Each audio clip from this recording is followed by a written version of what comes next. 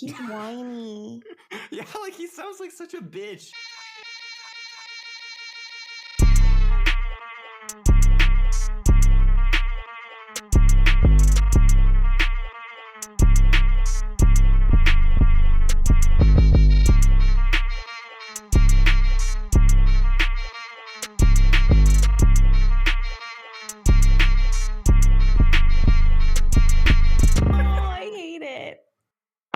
Verse actually is literally like a like he's like an archetypal gut truster to me, in that there's several examples of things that he's done that have like seared themselves into my brain as just like, this is literally like an exemplary behavior that I need to like internalize and copy in the future, because it's so much better than whatever my gay ass alternative would have been. Oh, like what? Wait, I don't even know what you're talking about. It's silly stuff. Like, it's really little stuff. I mean, like, one would be like when you're like, what laptop is good? And I was like, get the M1 MacBook Air. And you were like, okay, I just bought it. And I was like, what? Like, you didn't spend 12 hours reading about, and you were like, no, that sucks. I just bought it. It's going to be here on Tuesday. And I was like, yeah.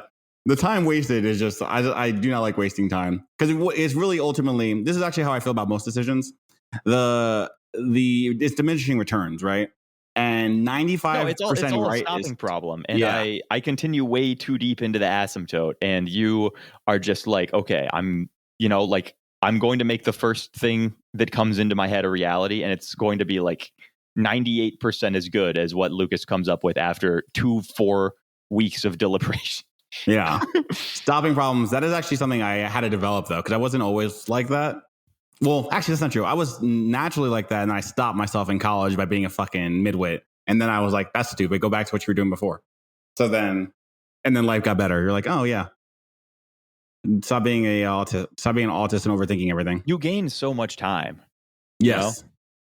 And that's really the thing, right? And it's crypto that actually taught me to go back to that. Is because it's like the time you spent in deliberation when you're like, oh, I see this ticker is good, the meme's good, I trust the project, it's not a scam, buy now.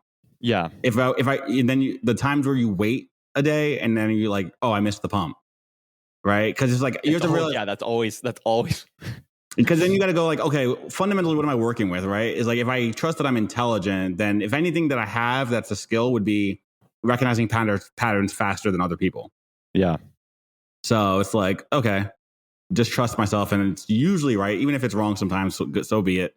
It's right most of the time. That is the other really painful thing, especially with crypto, but also in life, relationships, etc. Is like, you're going to be right most of the time, but you're also just going to fucking like get laid out sometimes. Yeah. And there's nothing you can do about it.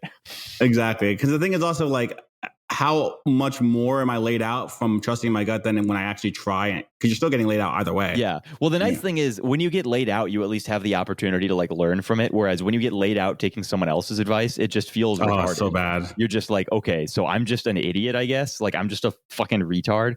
Mm-hmm. Yeah. You got to the trusting yourself is really the hardest thing in life. Well, until you get it. But then beforehand, it's just tough.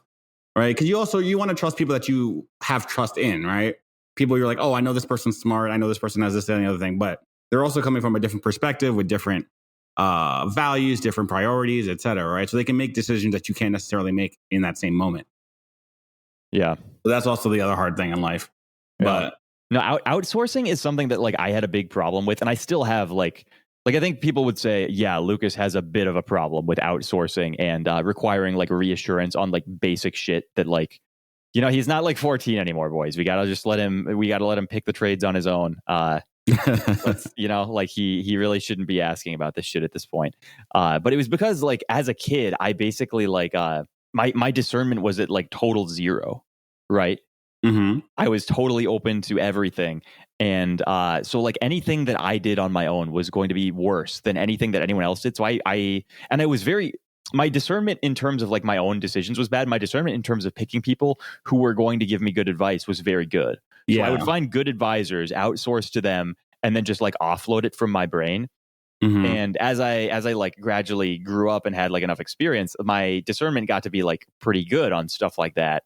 And I kept doing the same thing where I would just outsource to everyone. And I got to the point eventually where I was consistently finding myself like taking other people's advice and being like, I really should have just trusted my gut on this one, man. Well, it's also one of those things where it's like when you have, I don't know how to explain. Oh, I think it's actually the reason why I feel like my intuition got better was that I was around a lot of idiots growing up. If you're around people that are generally smart and tend to be right about things, you're more likely to trust them, right? Yeah. I was always around really chaotic people because I tend to like gravitate towards that. And then I'm the most rational person in the group because I find that I'm amused by their chaos. And then everyone around me is a fucking idiot. The problem is that a lot of tech scene people, especially like a lot of people in like the Bay Area, Austin, etc., they have this thing where they're very prone to a specific type of what sounds like craziness, but is actually culturally normal. And then they never learn from like the downsides of the experience, right? Like there can be someone who will do the polyamorous relationship meme for like 7 years in a row, consistently crashing and burning, basically ruining their life, pushing themselves closer and closer towards suicide without ever successfully addressing that or like identifying that the problem is this weird polyamory shit that they don't actually like but keep doing. Yeah, because it's culturally accepted, right? And they're not the type of person to doubt that. Yeah, or like ketamine or something. Like there's just all of these like cultural memes that like I don't know. There's a very big difference between someone who is doing something crazy and somebody who is doing something crazy and like learning from it. Yeah, that is true. I tend to be around the people who do something crazy and don't learn from it. That was historically my problem. Yeah, well, I think the big factor is like agency, right? And like a lot of the tech people just don't have agency. So if you have agency, then you're going to wind up doing the weird relationship shit, the weird drug shit, just because everyone else is doing it. If you don't have agency, then you'll just get sucked into it. And everyone thinks, oh, well, those are so unusual in the rest of the world that it must take a fairly agentic person to actually engage in behaviors like that. But that's not what's going on at all. What's going on is they have a weird niche micro bubble where this shit is normal. And they have zero agency, so they get slurped into it. And then somebody who actually has agency will go into that same bubble, do it like 3 times, and be like, oh, I see why this is completely retarded. I've learned my lesson, and I will never engage in this again. Yeah, exactly. That is, and then you get that way when you are from a normal place. Like, actually, I had this problem with New York City, too, because I grew up there. So everything that's weird there, it's the exact same thing you were just saying. Then I left for 10 years, which is actually, in hindsight, probably one of the better things that happened. Though at the time, I did not like it. I didn't like it because I was like, I'm a fucking smart kid in the inner city. I could have got to like Harvard, right? But my mom, I went to a good school anyway, whatever. But I went to a normal place. And then when you go back to the weird place, then the weird stuff seems more, it starts to stick out. You're like, why everyone here does this weird shit? But you're like, guys, like we need to grow up. We need to hit phase 2. We need to. Yeah, like why is everyone in Arrested Development? Everyone's a teenager, basically. And then it gets really fucking annoying, and then you leave, and then you move to Texas. That's the kind of thing. Yeah. That seems to be the path, right? Not that I don't like it. I'll go back and have a great time, being like, oh, this was fun. I remember I actually do this all the time. But at the same time, you're like, I'm fucking old now, bro. I'm trying to chill, get a couch and a wife, Yeah. Simple as. Well, I don't necessarily know I want a fucking couch. That's taking. Is that taken to a bit of an extreme? Yeah. The life is fun always.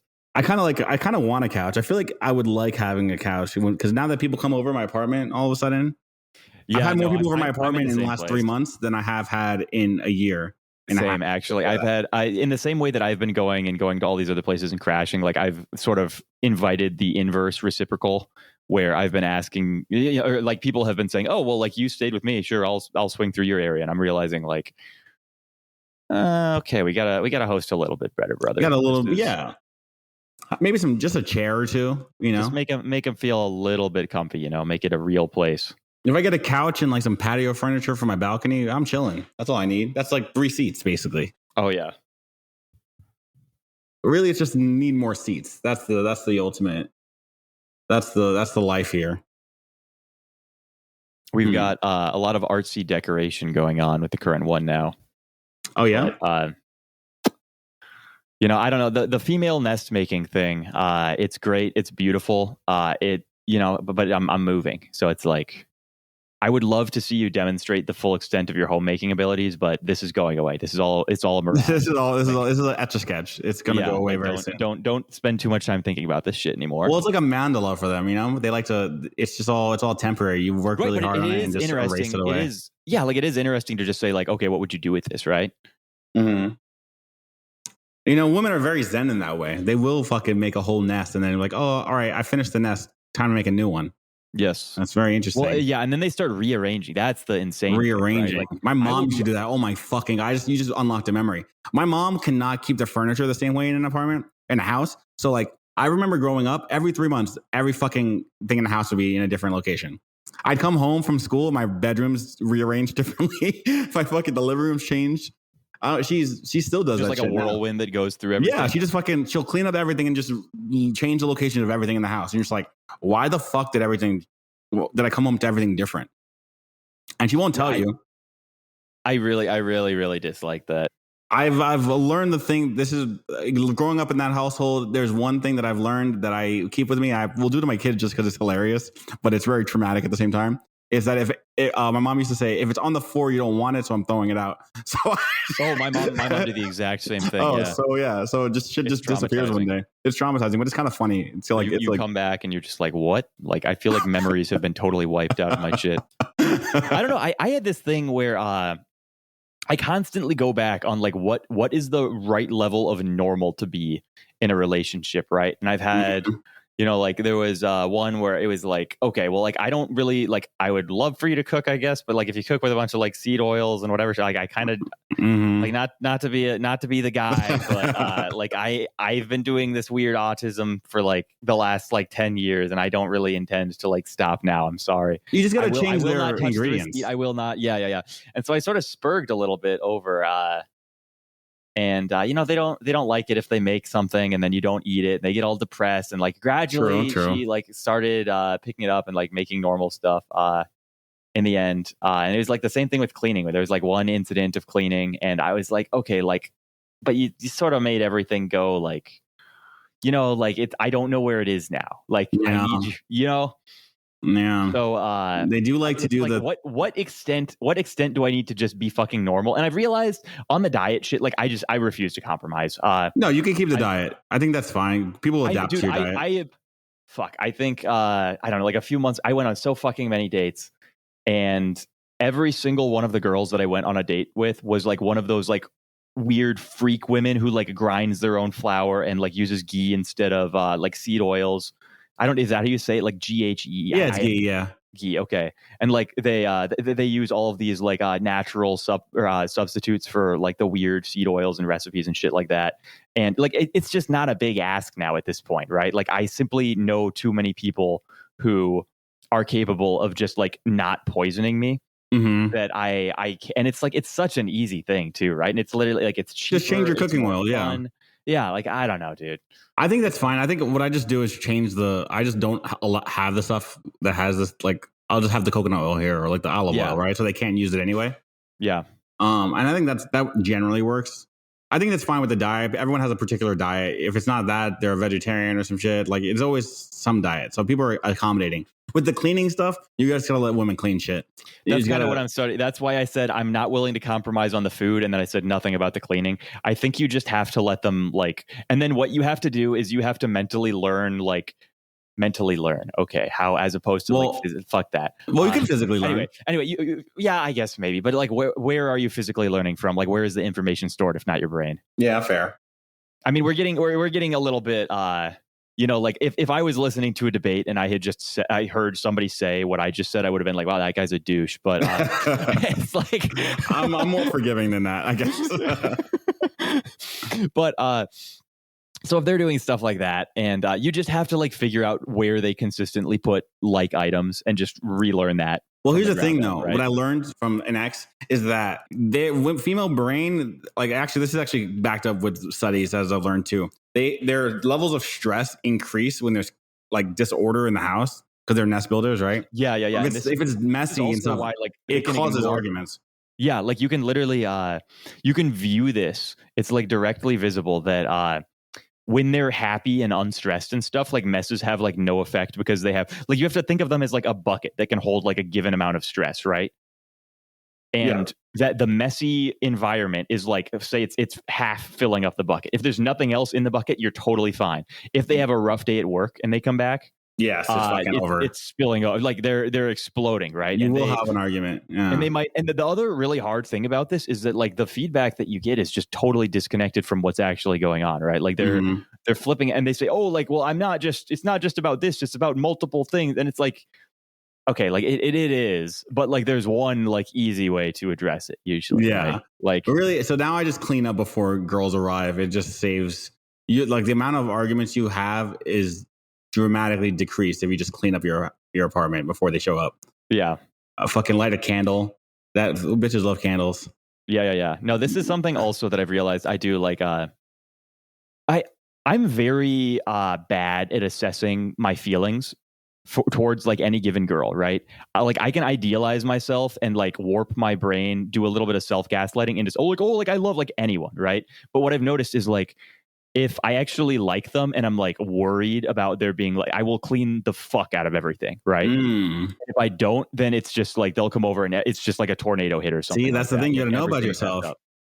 That's the thing you should know about. You should notice your behaviors in that way. Yeah, and well, you're cleaning up for them. This is a really most guys actually have similar stuff like this, where they like you're rare in that you do a lot of like introspection in your relationship about like your mental state, your feelings towards like you and her, and like all of this other stuff. Most guys, they do that outside of relationships, and then once they settle into a relationship dynamic, they kind of just don't think about it anymore.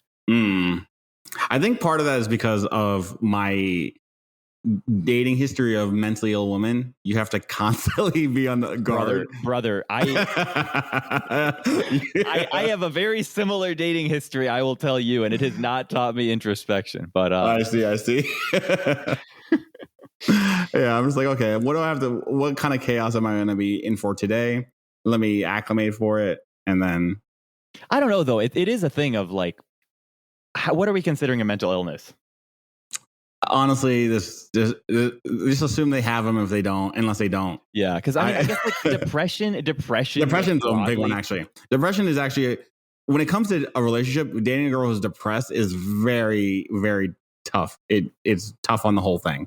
It's just a lot of attention all the time. Yeah, right? A lot of attention, a lot of reassurance. You have to like output so much positivity just to like negate their like negative aura all the time. Yeah, that, like your base level of exertion is always so high, and then when it comes to like special events and like being sweet and caring and stuff like that, it's just so like it's a huge fucking burden to overpower. And like guys get caught in this thing for the first like 3 to 6 months where they're like, they can do it and they find it to be like a fun challenge, especially if they haven't done this before.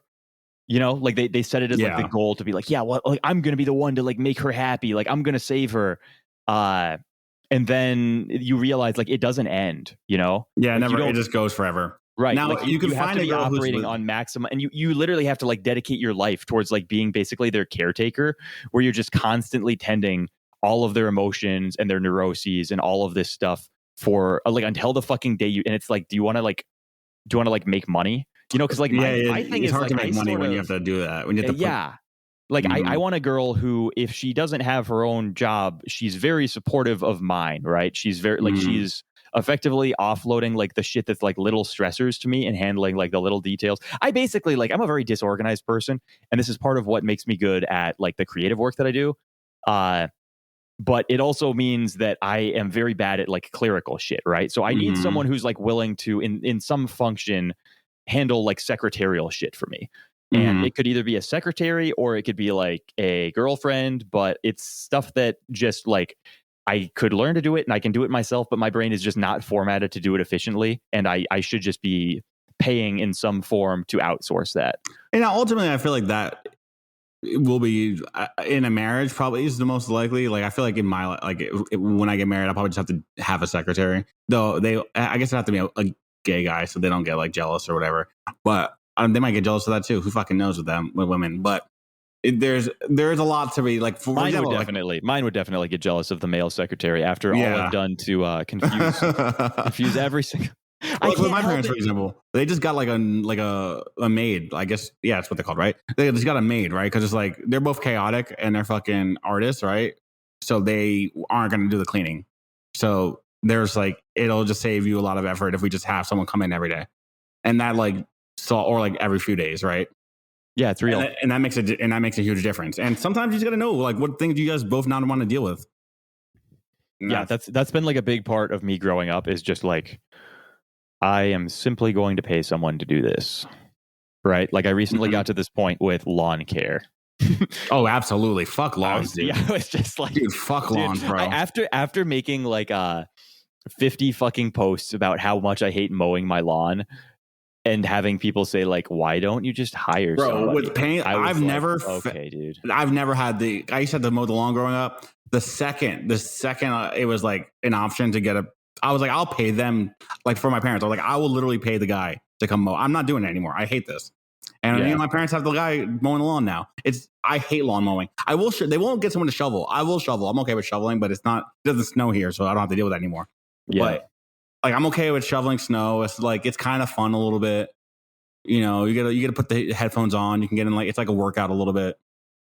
But lawn mowing, because then you get all the blades of grass. They like hit your skin, so you have like all the cuts on you. Dude, I'm gonna be honest. Bro, I actually like I like lawn mowing a lot more than shoveling. Are you serious, dude? Bro, Yeah.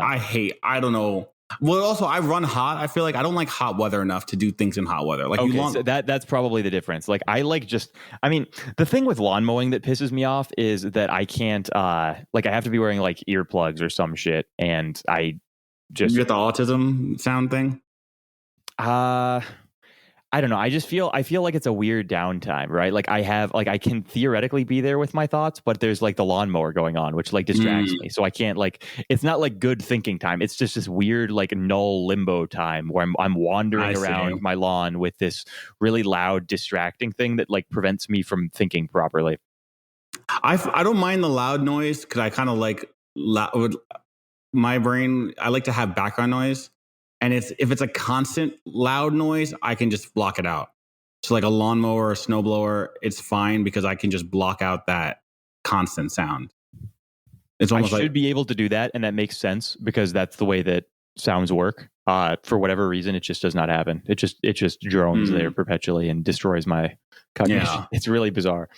Hey, listen, I can't blame you. Anyway, I just don't like the fucking physical exertion of the type of exertion it is. I'm okay with physical exertion, but just not mowing lawns. I'm never doing that. The shoveling thing for me is just like the constant lower back pumps.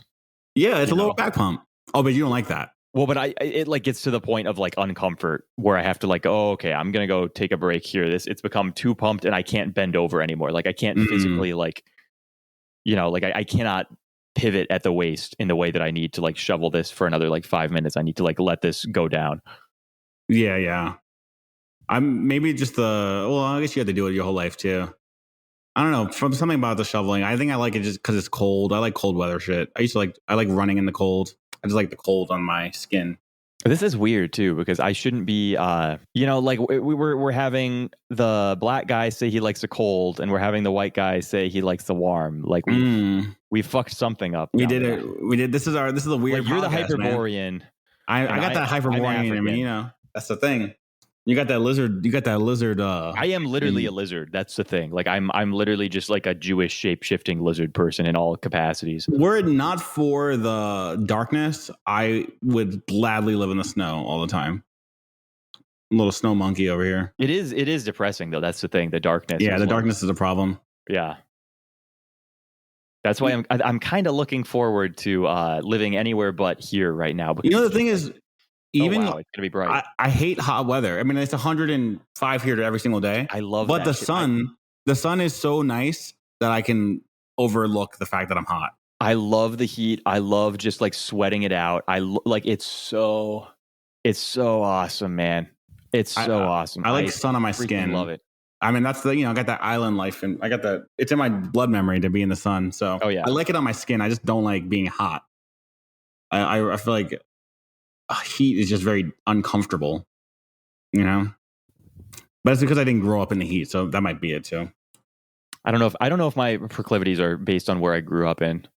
I feel like You know, because the place that I live in, it just has like massive fucking swings. It'll go like negative Mhm. 20 to like 120 over the course of a year, and you're just like, holy crap, That's man! Can you bullshit. Yeah, calm you got to down? pick a side, dude. Pick a side. Yeah, yeah, and well, the other really annoying thing is like there's no like we don't have transitory seasons here. Like spring and summer are like 2 weeks, or spring and fall are like 2 weeks long, and Oh, then really? summer and winter are just like 5.5 months, and you're like, ugh. Oh, that sucks. See, that's the nice part about New York is that there's 4 distinct seasons. Yeah, Like you have a very clear fall, I don't like spring because I have allergies and I hate spring so fucking much. Though actually this is actually a thing. So actually I did learn this in my old age that reverse SADS, like, seasonal affective disorder, people who have the inverse one, which I have, it's because of allergies, I learned. So I don't look forward to the spring and the summer because I would have be stuck in a New York City apartment and then like the pollen or whatever, or like the dust gets stuck in the apartment and you're just trapped in like allergy hell. So it made my body have like the inverted seasonal affective disorder. I would get like depressed every summer. Now I don't because I figured it out. But back then I used to. Now I take just vitamin D all the time, so it doesn't matter. And I take the strongest allergy medicine on the market. I've been thinking about. I probably should start retaking vitamin D. And shit goes crazy, bro. I've been getting outside enough. I've just been like, I don't know if I really need this, but yeah. I mean, it's summertime. You probably don't need it that much, but I still take it anyway because I stay in my apartment all day, and then I go out after dusk. I've just been going out so much, man. I feel like I've been driving around like shirtless on a motorcycle or in a Miata, like full like douchebag mode for like, I don't know, like 2 months now, man. Like it's been such a like I look I basically look African at this point. Nice. You got that Sicilian vibes to you right now. Absolutely, yeah. It's really gotten to be insane. That's good. I think we've been having a lot of fun, honestly. Hell yeah. I realized so like something that's sort of funny about like casual relationships, I guess, is so like I've been like, yeah, like I'm gonna move, and like it's probably just like we're gonna break up when I move, like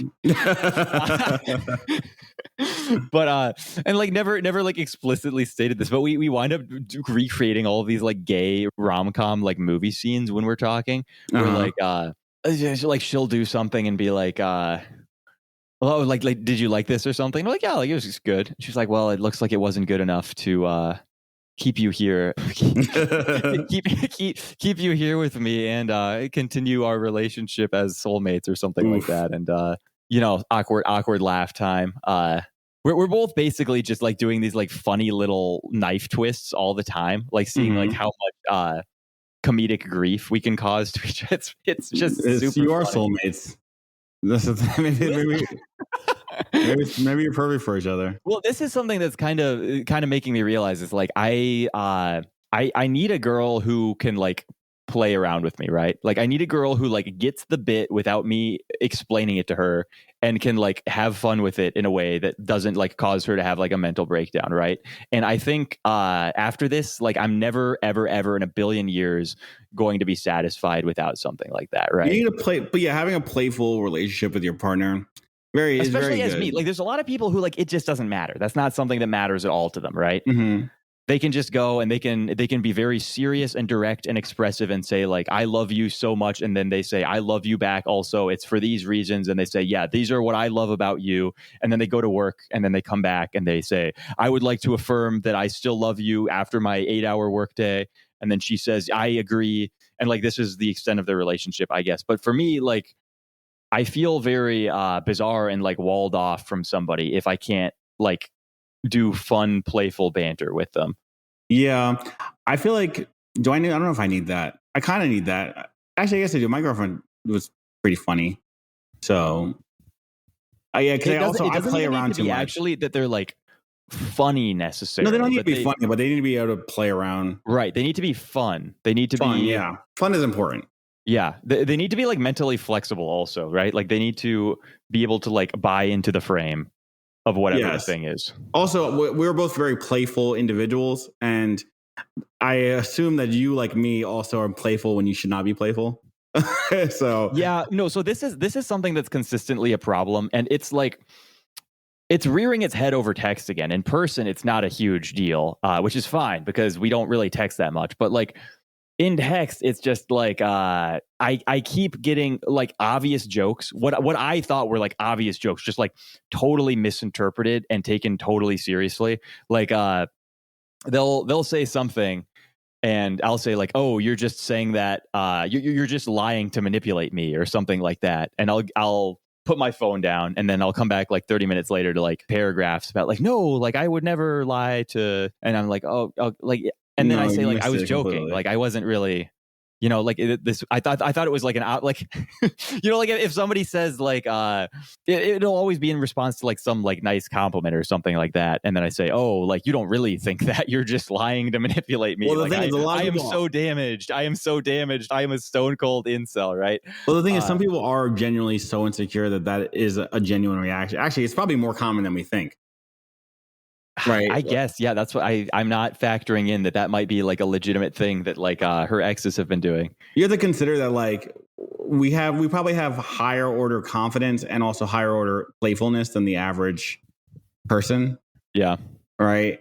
Like, a lot of people are confident and playful in public, but then in the relationship, they just feel they're just insecure all the time. And if you're not, see, here's actually the thing that I have learned that I feel like might be a problem, ironically, just because of the modern world we live in, is that if you have like secure attachment to some degree, or if you're like a secure individual, that's almost like a red flag. Because people are just so like damaged that like if you have like if you're just genuinely secure, people can't handle that.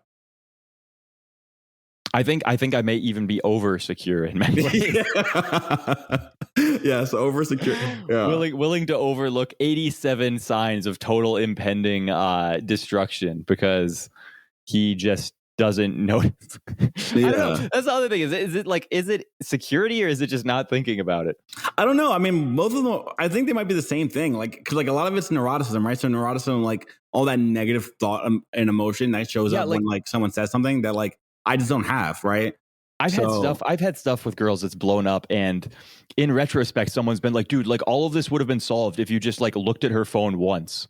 And I was like, I would never look at her phone. Right. It's like, that's like, not even a solution that would like occur to me ever. I would literally never even had the thought, oh, I should look at her phone. Literally, because like, I mean, I just don't care enough. Like, in fact, like, like if I think that I have to be looking at her phone, then I assume that it's like over. So totally fucking over, right? Yeah.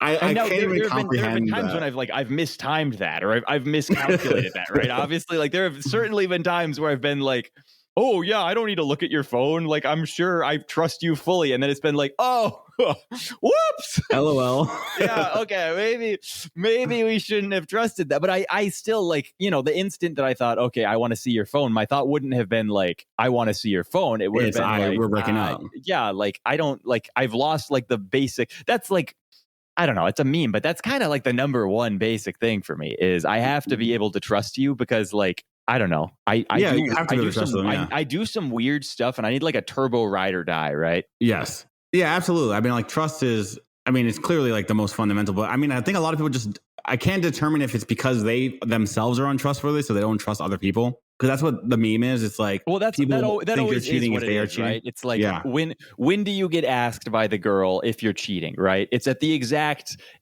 point that she has acknowledged to herself that she started cheating, right? Yeah. Like that's always the tell. And yeah, I also never like pay attention to it.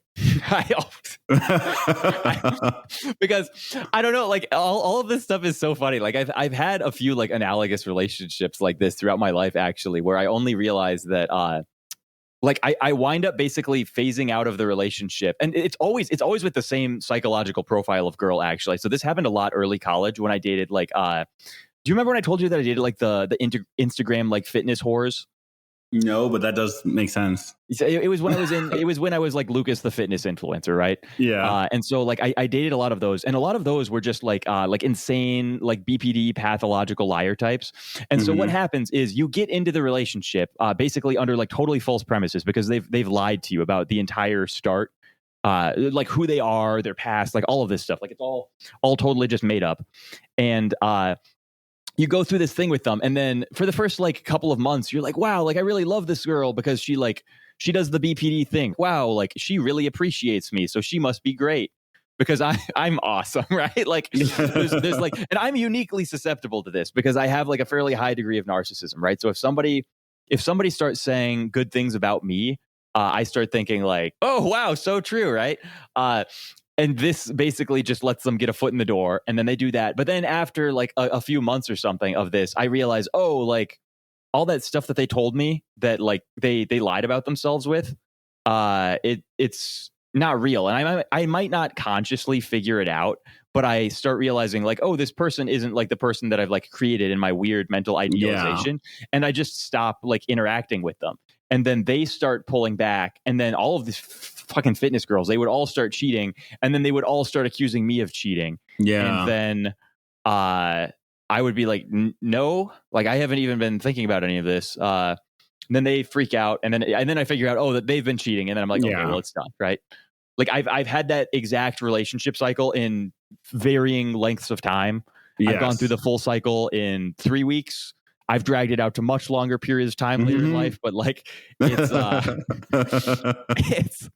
something that I appear to. Oh, that sounds familiar. Yeah, I think it's something that I should probably mentally guard myself to, and to the extent that like now if I after like recognizing this pattern, dude, if a girl says like, oh, like I've never felt this way before, oh, I've never done this for anyone before, I'm like, wrong. Like the hairs on the back of my neck fucking shoot up, dude. I'm like, I am being predated upon. Like this bitch is a fucking vampire. Like this is evil shit. See, the thing is, I've never heard that before from a girl, so that's also a good thing to consider. Really? Yeah, I mean, like, I think it's also that, like, I think you've never heard, like, I've had girls say, like, oh, like, I've never want to like fix my eating disorder. Oh, I've never wanted to like clean. I've never wanted to cook. I've never wanted to change the way that I dress for you. God, this fuck. Oh my God, I've never fucked somebody the first time we hung out before. Ooh. I know. And Lucas just sitting here like, yeah. Oh yeah, like this must all be real and true because like I'm such a uniquely interesting person that all of this could totally be real, right? They got the deepness, and they got the hook on your psychology. Yeah. No one's ever tried that on me too, because I also think that like for me, while flattery works on me, I think I also am the kind of person that no one wants to flatter. They like uniquely feel deep like disgust at the idea of flattering me. So no one tries this. So I've never had someone tried this before. Typically, if someone gets, usually I get more of a, I thought you were a piece of shit and you're not, and I'm actually very impressed by the depth of your character, something of that nature. Where it's like they were initially like repulsed by me, and they were like, and then they've slowly come to grips with me. No, so my consistent weakness has been, and if I go back and I look at like every relationship that I've ever had, basically, like I can actually characterize all the good ones. They started normally and slowly, and there was none of this weird like oh my God, we should get married like out of the gates. Like that's consistently been the thing that characterizes like all of the weird BPD shit. Like that's how that one goes. And then the ones where I actually like them and I actually like do stuff for them. Like I don't know. Like this is another really bizarre thing. Like I won't notice this in the time, but there will be girls who I will date, and I just won't want to go on dates with them. I won't want to spend time with them. I won't want to like do stuff. I won't want to like get them things. I like, you know, when you're going throughout your day and like things like remind you of someone, and like if you this is the crazy thing, right? So if you're dating someone, you're going throughout your day and things always remind you of them, right? But if you're dating someone and you don't like them, when you see things that remind you of them, you don't like tell them about it or get it to send to them, because you're like, oh, like I feel negative after being reminded of you. Like, yeah, dude, you have to be a little more self-aware, dude. I can't even relate to this. Have you tried? It's like advice I give to women. Have you tried dating someone you like? Yeah. This is literally I give the same advice to women. It is so crazy. It is so funny to me, though. I mean, not to also roast you in the moment, but it's very funny to me that women do consistently just date guys they just do not like. Well, and this it's never occurs to them that they the don't other like thing that them. I was going to say about the BPD ones is despite the fact that they like turbo like love bomb out of the gates me and say, "Oh, you're so special, you're so unique." Like I don't think they actually like me, and I don't think that they actually appreciate me for the things that make me like unique as a human being. It's always some weird thing. Like it'll be the like, thing is with "Oh, like, I BPD like is the social bubble that you create around me," or "Oh, I like the wealth and earning potential around you." It's never like I don't think a single one of them has ever actually liked my sense of humor, and they just like sit there laughing on cue when like other people laugh or stuff like that, and they actually would prefer if I made like more normal, less offensive, less gross jokes all the time. Yeah, no, I think. Well, the thing with BPD is it's like a yin yang, and they're attracted to the narcissism because they have like a deep lack of center, like a deep lack of soul, I guess.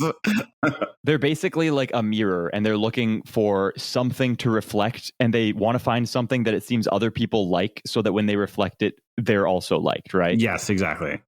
Because their BPD is very much like it's an antisocial personality disorder. But it's also like a total like social chameleon shit. Like these people have no actual personality. Yeah. It's like there's a lack of they lack it's like a void inside them that's impossible to fill. And so really, they look for the person who has overwhelming like energy to exert because of their narcissism, and then it like seems to them that they're being filled, but they're not.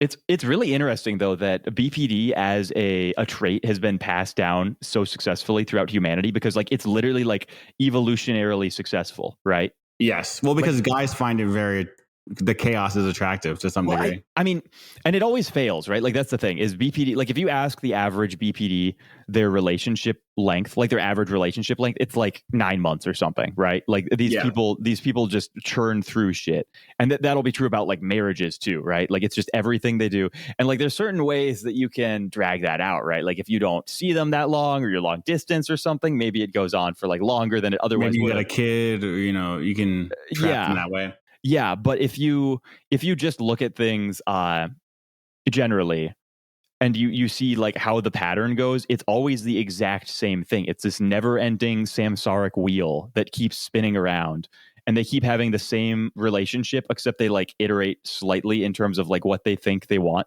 in like a person, and it just goes through, and they say the exact same things. They get to the end of it, they split out the old one and say, "Oh, actually, he was evil and bad, and I never did this stuff."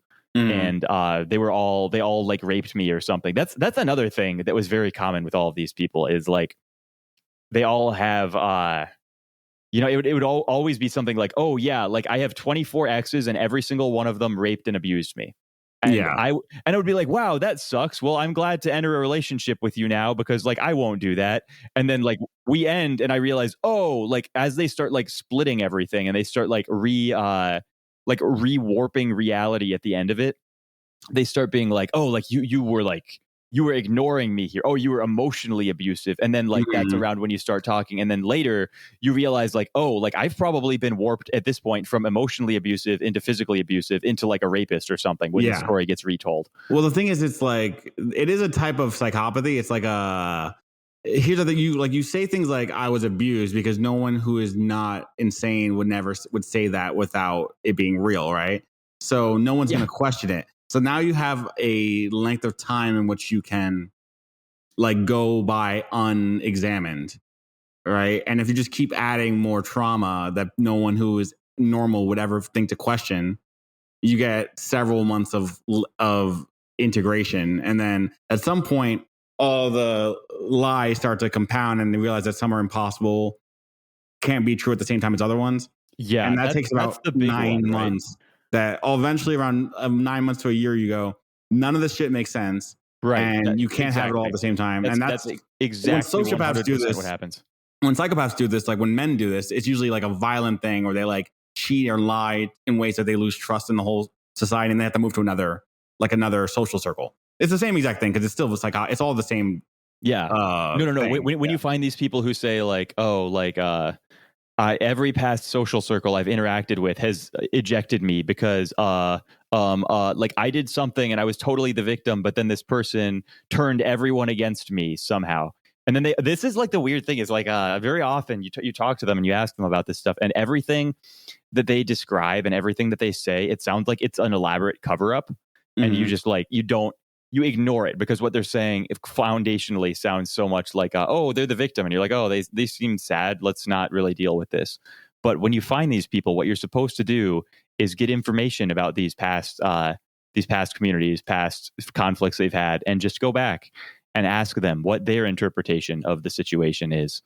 And oftentimes that will be a very early indicator that this person is just fucking nuts. You know, these are never like the people you want focusing on you, right? Like I actually, when I mentioned my ex who still texts me like every like 2 or 4 weeks or something, despite now being like married for years and having like a kid, like this is one of those, right? Where once they fixate on you for long enough, like I don't think they ever forget how to look at other shit, or they ever like learn how to look at other shit. They just keep staring at you, and you don't want somebody who has no life and nothing else going on to be fixated on you, because like you can spend your life politically countering some weird person going around spreading rumors about you, but do you want to? Yeah. They're vampiric, you know. You are supposed to just like excommunicate them immediately. They're cancerous, right? You're supposed to like cut them out. But again, because of the type of lies that they make, it is impossible to. Right. You can't if you you're can't not get them out. And like the other thing is like, even if you don't date them, like even if you're just friends with them and stuff, and you interact with them, and then you realize there's a point that everyone has, right? It's like what you said, where at a certain point, their bizarre delusional web all comes crashing down. Like they say one thing that's just it's too far, and you start saying, okay, man, this didn't really make any fucking sense. And then you go back and you say, you know, now that I think about all of the other things that they said, they also don't really make any fucking sense. And now that I've gotten to know them more, none of this is real, actually. None of this there's no way any of this happened, actually. This is flat out impossible. And then you get to the point where you realize, oh, this person is fucking nuts. This person is making stuff up. Or like you'll go back and find like, you know, like they'll have told you, oh, this person was really mean to me, they said this stuff to me, and you go and you talk to that person and you find out like, oh, like I've never contacted her, or like I just haven't even had like an interact, or it'll be the reverse. Well, they'll say, oh, these are the screenshots that I have with them, and they actually were like calling me like a fucking whore and evil bitch and stuff out of nowhere. Like it's not that I was mean to them.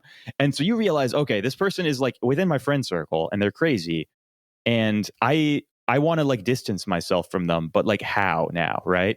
So maybe you start like, I don't know, unfollowing them on social media or not inviting them to things. And they say like, why didn't you fucking invite me out on Saturday? Like you invited I know you had a party and you didn't invite me. Like, did something fucking happen? Did someone fucking tell you something about me? And then they're like, did someone fucking tell you something? Like, are you mad at me? Like, do we have beef, bro? Like, are you, you know, like I know like a lot of stuff about you. Like, I don't think you want to have beef with me. And you're like, oh, okay, dude. Like, and then you're like, oh, so like, do I invite them again? Do I like follow them back? Like, you know, because there's this implicit threat of they are a thermonuclear grenade, and you can't just distance yourself from them peacefully because they may well explode and destroy your life. Yeah. And that's like how do you even deal with that in like a friendship capacity, right? Like there's someone in San Francisco who's been doing this who's been doing this to everybody, really. And they just keep having this thing where they get kicked out of one thing, then they go to a new circle, but it's like a circle that's adjacent to like everybody else's thing. And it'll be like everyone is saying like, we should not talk to this girl, and there'll be one guy who's like fucking her, and he's like, no, dude, like this girl fucking rocks, bro. Like the differentiating factor is like, if they manage to be fucking a guy who's like high enough up in the group that he whitelists her for all of the events, then she's in. Then the community just has to deal with this actually insane bitch forever. Now, most of the time they're too dumb to do this. I don't know if they even like think about this. I don't know if they're self-aware. I haven't figured out well enough about like their level of analysis of this situation. But if they were smart, they would go and they would fuck the most powerful guy in the social group. Because of who they are psychologically, a lot of the times they fuck the guy who's like most willing to like simp for them and like baby them, right? Essentially. And this is rarely the guy who's like running the social circle. So sometimes they do just get gated out, and they create this weird thing where now the social circle is dividing in half, and you have like the guys who are like roommates with or like friends with this other weird like simp guy, and then you have everyone else. And then that creates its own problem, because later she will go and she like after her thing with the weird simp guy from the one circle ends, she'll go and find one from the other. And then you're like, and eventually you realize that she's the cancer, but it takes a while and it ruins everything. And that's the other thing, is you have to get to a point where there's like 2+ of their exes who are like willing to sit there and corroborate and like form like a defensive force against them. And like the thing is that most of the time people just want to be fucking done with these people. Like they don't want to go around doing like a political shutout of like an insane BPD girl. So usually they just say like, like, let's just let her go to the next circle, I guess. Like, it'll be a little bit inconvenient for me, and I guess she'll probably tell like some people that me and all her friends raped her, and that won't be great, but like it's better than talking to her ever, right? Yeah. Yes. This is why it's so successful of a meme, because eventually you get the right sim guy to have the kid, and then it's passed on to the next generation. I know. That's the funniest thing, is that it's evolutionarily selected for, because it's such a rapid path to reproducing as like a trapping mechanism. And then like, I always wonder, like, what do the guys in the situations who get trapped like this think? Because the other thing is like the girl will also just leave, right? Like she will single mom herself. Yes. I mean, what do they think? I mean, usually they're just like, "Oh, my ex is a fucking bitch. That fucking bitch." And then everyone's like, "Oh yeah, your ex is a fucking bitch. You and everyone else." And then so no one ever believes them anyway. This is the thing, right? Socially, yeah. Well, it's like my ex is crazy, bro. Like how many guys have said? But it's like when you come across one of them. But then again, they've all dated like, probably this. If you think about it mathematically, everyone probably has dated a BPD girl, and maybe a lot of them the same one. So my ex is fucking crazy. Is real. And it's just very successful. Thing about it though is that like, so like superficially, like everyone winds up kicking them out because of like obvious, but like relatively trivial lies and like stupid shit that they do, right? But like the crazy thing is when you get like longitudinally, you connect like 5, 10 of their exes and you talk to all of them, and you realize like the actual extent of like what these people have fucking done. Like you go deep down the BPD pathological liar rabbit hole, and you start talking to everybody and getting all the stories, all the screenshots, all the internet profiles, like all of this stuff. And you start realizing like, holy fuck, like this is so much more insane than anybody ever could have, even in a million years, imagined, right? That's why like, it's psychopathy. That's why it's an antisocial behavior. They are fucking like, they are the problem in reality, and they carry it through every social circle like a virus. Yeah, and it's just like this unfortunate thing that you have to deal with until every single guy you know has been inoculated against like BPD, right? Yeah, and that's and unfortunately, then you make friends with some nice young guy, like he's fucking like 22 years old, great guy, straight out of college, good head on his shoulders, just hasn't had like a lot of girlfriends, not a lot of dating experience. He meets this one. She appears to love him. You know, she does the full gamut, right? She sucks it from the back. You know, like she fucks him on the first date and tells him, "Oh God, I've never done this before. Like I have, like all of my previous exes, when they would like touch me, I felt grossed out. But with you, it was just like lightning." And you go through, you hear all of like the full gamut, the full routine. You know the thing though is funny with me with BPD girls is that they know that I have a weird relationship with them because they know that their bullshit doesn't inherently work on me, but they know that if they just like maintain a level of entertainment that they can just stay around. Like I've been around because I actually used to have this issue. I used to have well, I guess I still maybe, but I used to have it a lot more dramatically where I always have like this BPD chick around me, but they always could tell that like for me, like their shit just doesn't, their type of chaos, I can see through it. But they know, because the other type of my psychology is that as long as they're entertaining, I'm not going to be like, you got to go. So then they try to like pay to keep me. The thing with these people though is that like they're never entertaining to me. Like I find them their novelty for like the first like month or so. But what you start noticing is like everything is just like the same cycle. They have like 3 modes that they do over and over and over. And we had an experience with a similar one that got pulled into our social group there for like a very brief period. And that it was like, it was like very passionate and intense. And we were like, wow, this is so amusing to just watch them have this like weird freak out. And then down the line, we were like, oh, like it's just the same thing over. Like you can, it's basically Mad Libs where you sub out one subject with another, but like the content itself, the joke itself is the same. Yeah. Right. It's just, you're like, okay. So that's usually why, like, even now, like, I don't know. I'm not going to say I'm like 100% immune to this shit, but like I'm very conscious now whenever I hear any of the cyclical BPD traits. I don't know if I'm immune to it because I definitely still I can backslide. Well, I can for me, relapse, my thing now is mostly out of it because I just don't have the patience anymore that I had when I was 22, 25. Now in my old age, I'm just like, I don't fucking care. I've basically been filtering it by speed. Like if I'm talking to a girl and she like wants to jump into like all of these unreasonable, like boundaryless situations, like wants to insert herself into every part of my life, like starts talking about marriage, starts talking about like what our kids are going to look like all of this like hyper love bomb shit in like week 1, day 1, then I'm like,